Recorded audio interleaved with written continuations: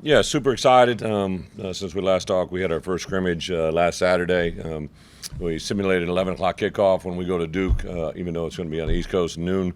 It'll be 11 o'clock kickoff for us. So I thought our guys kind of handled that with an 11 o'clock kickoff. That means we have a pregame meal at 7 a.m. So that's new to some of the guys in the room. We have 40 new guys in the room, and a lot of those guys will be a big part of our two deep. Some of them will be starters. So we want to get those guys ingrained with how we do things. 11 o'clock this Friday, we'll have a 6:30 kickoff or 6:30 scrimmage, which will be 2 weeks out exactly from our opener against Western Illinois. So kind of everything we do is with a purpose. Last week and the 2 days prior to that, for a week and a half, we practice in the evening because we have class conflicts, but our last day of classes was Saturday, so that freed up everybody's schedule. It's kind of a unique time in my world as a head coach where we don't have any academic conflicts, don't really have anything but football 24/7, so we take full advantage of that. They're in the building, usually in the building by 6:30, or I walk in the door sometimes at 5:30 in the morning with our guys. We have a mandatory weigh-in at 7, and the last thing they have is 9:30 at night. So, they got a 14-and-a-half-hour day with us. Got a couple intermittent breaks in the afternoon, but for the most part, they grinded out pretty good for us all through this week. The scrimmage was very productive. The first half, we went thud, which is just pretty high intense, is about as intense as we can get practice. Did a little bit of ones, twos, a little bit of ones, ones. Did some skelly work. Did a lot of early down stuff, so a lot of beginning football. Did some move the ball. Did some red zone and very specific in the punt game as well as field goal. So a couple of bright spots for us. David Alanos continued to hit the ball extremely well. He hit a 60-yarder the other day. That was probably good from another 10 to 15 yards. It was ironically, it was the day before the kid for the Jaguars that hit the big long hit. So it was kind of fun to see that play out. I would say Crimmins the addition of him in our as a punter, but he's also done an incredible job as a holder. So he's now our starting holder as well, which is very common in today's world. But Crimmins is hitting the ball extremely well. Lars as well as a punter. So super excited about that. Offensively, had some guys banged up in the offensive line, and we're getting a couple of those guys back here literally in the next 24, 48 hours. Don't know how much we're going to be able to scrimmage them on Friday, but we still have our mock game next week and really 2 weeks of practice. So really not overly concerned, especially with a guy like JC. Sometimes these moments actually be a blessing in disguise, so those guys aren't involved. Some of those high-end guys that we have that play a lot of football, we're maintenance those guys around scrimmages as it is. So JC has progressed nightly. I think he'll begin to practice with us next week and should be full go for game week. Melvin Priestley, I can't remember if you guys have seen him since then, but he returned after just a day or two out with a mild ankle sprain, but he's actually practicing. He's actually working our left side right now in JC's absence. And at right tackle, Des Schuster has moved into that spot and done really, really well. 2 days into it, he got cleared yesterday or 2 days ago and has been very effective and promising at that spot. Really everybody else has been a backup guy that's been hurt. Unfortunately, T.J. McMillan and Brandon Hansen both were concussed a little bit, so those two guys have continued to progress. I think T.J. passed all of his scores. He should be with us. If not Friday, he'll be with us Monday, and I think B. Hansen will be very quickly as well. So nothing catastrophic. The only thing that John Forrester, unfortunately, had a play on a scrimmage where he was just kind of running towards the boundary. Unfortunately, took a knee injury that's non-surgical, but it will keep him out for a pretty extended amount of time. It's a non-surgery repair, but unfortunately for us, that takes him out of any opportunities this fall with us to play. Could get back later in the spring or later in the fall. We're still running some more tests, but him and Cedric both have been very impressive. I would say our three top guys with Aiden, Caden, and Khalil Valentine have been absolutely very impressive. Super excited what they're bringing to the table. Luke has continued to be very impressive at quarterback, but I would say Ethan Hampton has truly been what we saw in the spring, if not even better. So super excited about him as we play. Our tight end room with Stoffel and Christian Abney. Those guys, new guys adding in there have really been a nice addition. Cole Rusk is back with us running full go, has made a couple really nice plays, and Tanner Arkin. So that room, and then Jordan Anderson's going to be a crossover guy. He's really done nice things in the tight end room, but also working in our RB room, so a little bit of crossover there for him. And then the wide receiver room, probably the group that we were most interested in. Colin Dixon, Hank Beatty just continue to show up every day. Very impressive dudes. Not just what they do, but how they do it, the leadership they provide. We've moved Hudson Clement outside, and he's looked really, really good. I think him, J-Bo, And Malik Elzy's been a little bit banged up for the last couple of days. He had a hamstring that just a little soft tissue, not a bad pull, but he did miss the last 2 days. I think he'll be with us. He wanted to go today, but we didn't let him go. I think he'll be with us tomorrow and hopefully play Friday. So defensively, really haven't had anybody miss any time. We've maintenance a little bit. Matt Bailey landed on the scrimmage, or I guess it was the day before the scrimmage, and just had a slight muscle strain in his back. So nothing that shouldn't just be cured with about 4 or 5 days of rest. He's chomping at the bit. We're just making him sit out right now, but nothing of significance there. He's the only guy, defense starter, that's really missed anything or missed any time. Caleb Patterson's back with us. That DB room is Xavier Scott, Miles Scott, Mac Rosetich, a couple of guys that are up and comers. Sabor's had a really nice. Ben Clausen has a really nice camp. So I'm really excited. Torrey Cox has had a good camp. His younger brother Ty Cox has really had a good camp.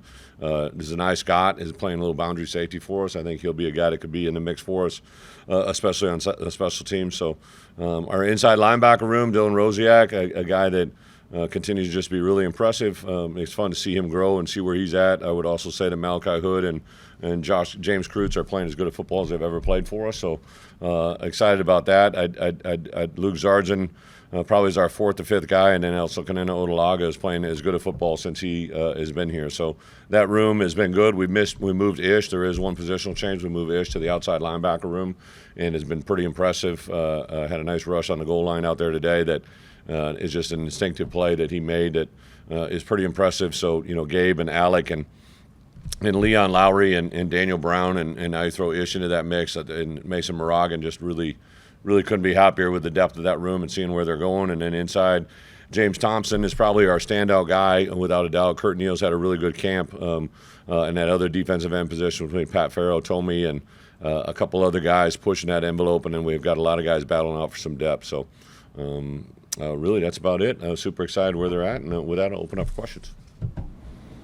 What have you seen out of Cole Rusk now that he's back, and how is he going to be able to help the offense? Yeah, been super excited for Cole, righty guy that came in with high expectations, was really rolling, had a good spring for us, had a good fall, and then really just got himself, obviously because of the injury, just a lot of anticipation to get back out there in the spring. He was out there for a little bit and then got sidetracked a little. So we're super excited to get him into fall camp. I think his first catch was kind of one of those, okay, I'm back. Unfortunately, he came at an angle, a DB knocked the wind out of him, so it was kind of anticlimactic, but he got right back up in there today. Had a couple of really nice, really tight window traffic catches in the red zone. But he's a big, long athlete who the good thing in that room right now is it's the deepest room we've ever had, so I think competition is bringing the best out of everybody. Malik Elzy was obviously a heralded that he landed. What kind of development have you seen from him in his 2 years here? Yeah. On the field, and what do you think he can add here too? Well, I give a lot of credit to his relationship with his coach. I think him and Step have hit on a high level, and it's been fun to see him continue to grow. I think the part that Malik, when he walks in the room, you're going to be like, okay, there's a guy, right? And then he goes out and now he's playing like it. He took a play in an immediate zone play there that we kind of, shot fringe area, and he just took it and took authority towards the goal line. It was very impressive. Everybody kind of was like, ooh, right? And so I think we're ready to make a big jump. I know this hamstring's kind of making him mad a little bit, but on the same account, it's probably made him taste it even better, right? And see some of the other guys start to make plays. So super excited to see him get back out there. But, I think he could be a guy that could be poised to make a big jump. Talk so much about the wide receiver room. I know you mentioned a lot of guys, but what has stood out collectively about that room so far through? Colin Dixon, Hank Beatty, just continue to every day be very impressive dudes. You guys interview them. They don't talk a lot. They're just very functional, very direct in what they say and what they do. I have a feeling that Hank Beatty, obviously Colin has a couple years with us, but Hank Beatty, could be his final year, and he's just so much that he's been through. Last year at this time, he was coming off of a soft tissue, kind of a freak thing. He just got hit in a drill, and to come back into it, saw his dad and his sister in the stands after the scrimmage on Friday, and was just kind of really good to see everybody smile. I know he's a feel-good story. I think when the NFL teams come through, they're very impressed with what he does in a return game, and I'm kind of excited to show everybody what he does in a passing game, because he really isn't a guy that's had many opportunities at that, but I think he's going to take advantage of every opportunity. Big picture question. Coach Lenny talked about an identity for the offense last week. I'm curious, has your offensive philosophy evolved over the years, going back to your first few years as a head coach? Oh, for sure. Yeah, like I was over at Wisconsin. We had forward linemen deep, and I remember I told a story to the other guys. Like I remember we flew to Hawaii. We had a center that we thought was pretty good. His name is Peter Collins. He actually had a blood issue, blood clot thing, and found out at 3 a.m. that he wasn't going to be able to play in the game the next day. And we called Travis Frederick at 5 a.m. who had, at that point, I believe he had started, but he wasn't a guy that was in our playing rotation. He ended up starting the next day without anybody telling him, and he later became a first-round draft pick. So it was kind of like we had guys wait. I remember there was a D lineman or an O lineman, Bill Nagy, that started as a sophomore, got injured, never got back in the lineup, never started his senior year. He was taken in the 6th round by the Dallas Cowboys, never started it for us, and it was a backup player that got drafted, right? So it was a different time, different era, different depth. And the way we played the game. Now, I think the strength, even though there was a practice where we had 7 O linemen out, we were still functional out there, which I think should tell you that we've probably got better depth than I've ever thought, right?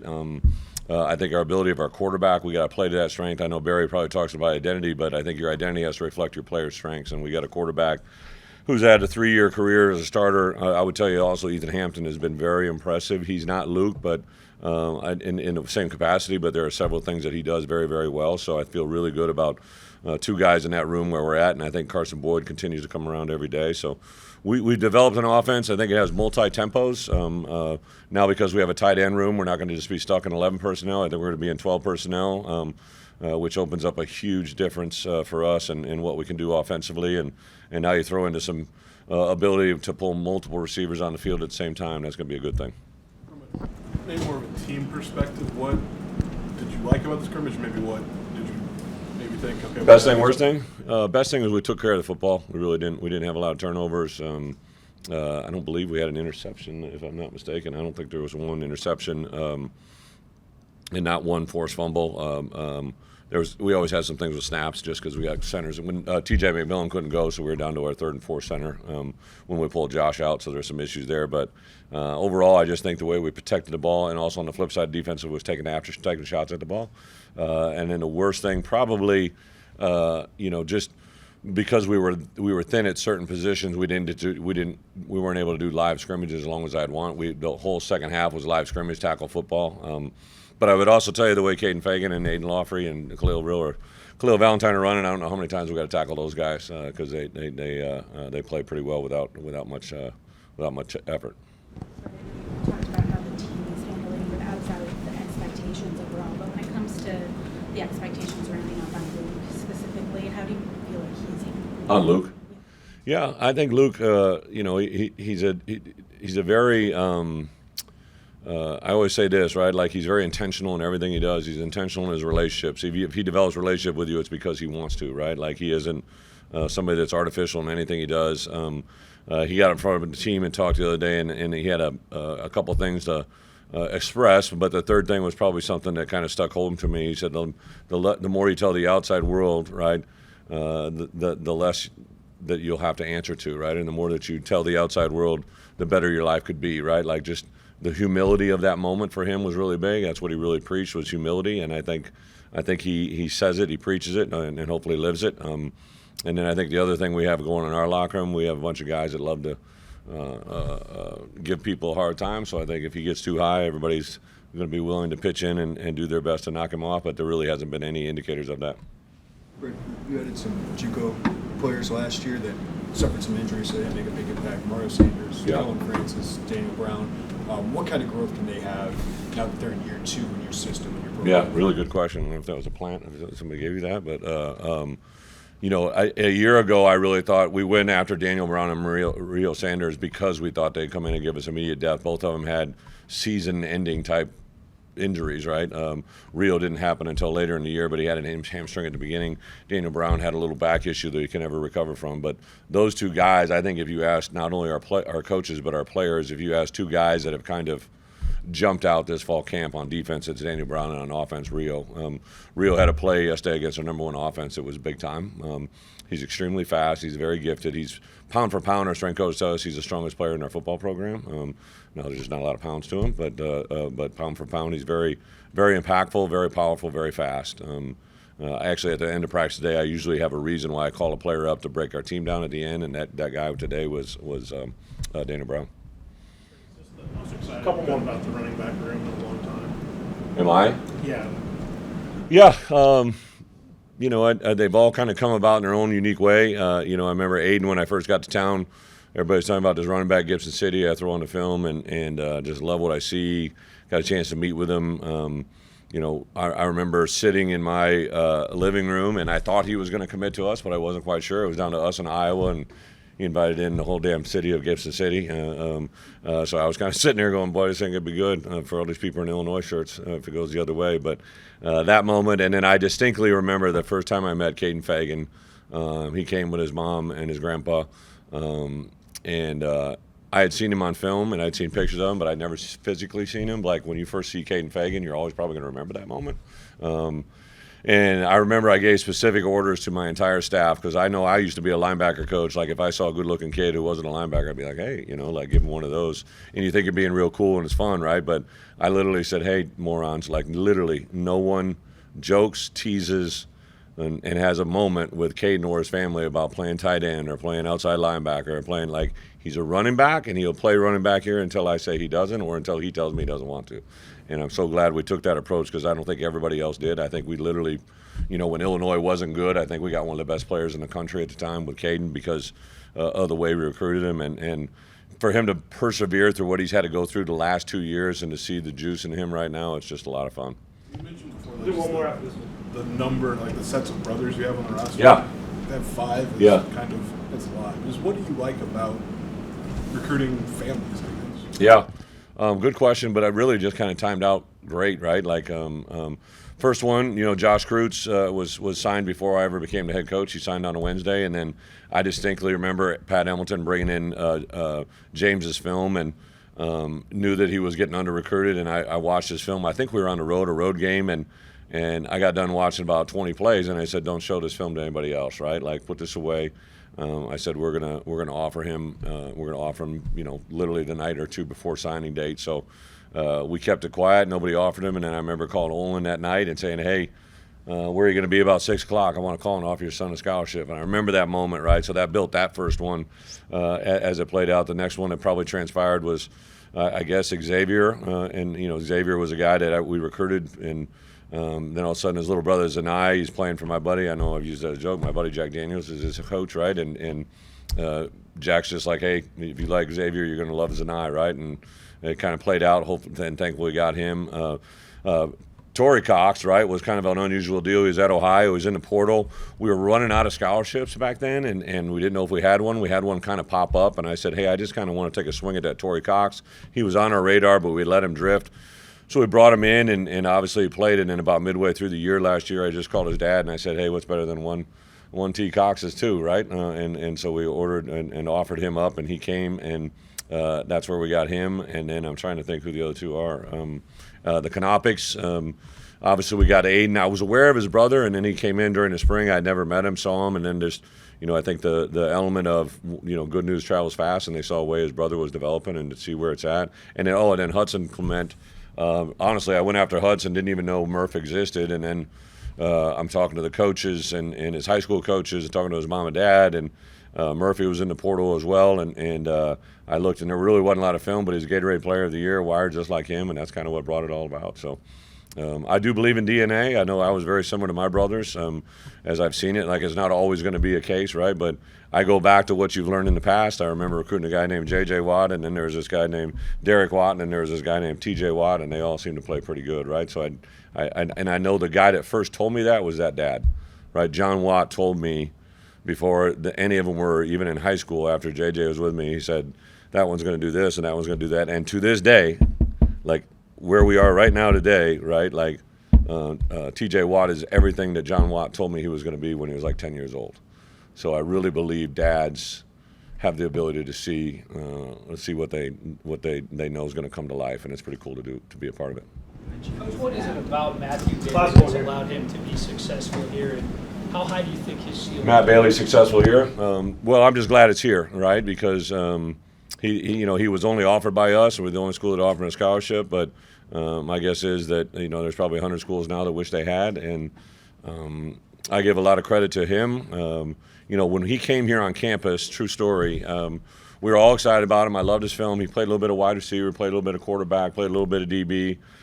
He came in the spring. I think he had been in 3 track meets that week or something like that, and probably played in a baseball game and a basketball game or whatever it was. And he came in and he ran, but he didn't run as well as my assistant coaches thought he'd run. And I didn't watch it because I was involved with something. So I got the times and I got the film.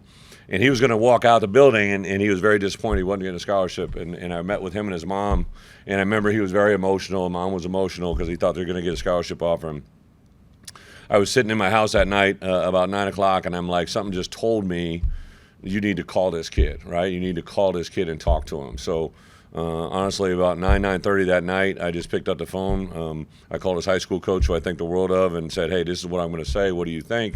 He said, Brett, I believe being honest is always the best thing to do. So I just told him, listen, man, like, maybe today was a disappointment you needed to have to get to where you want to go. And it doesn't make sense now, but it will in the future, right? And then, we went and watched him play basketball in January, and the coaches that were there literally called me and they said, what are we doing, right? Like, it reminded me so much of Dre Greenlaw, is a kid that I had at Arkansas who now just signed Denver for whatever it was, $50 million, right?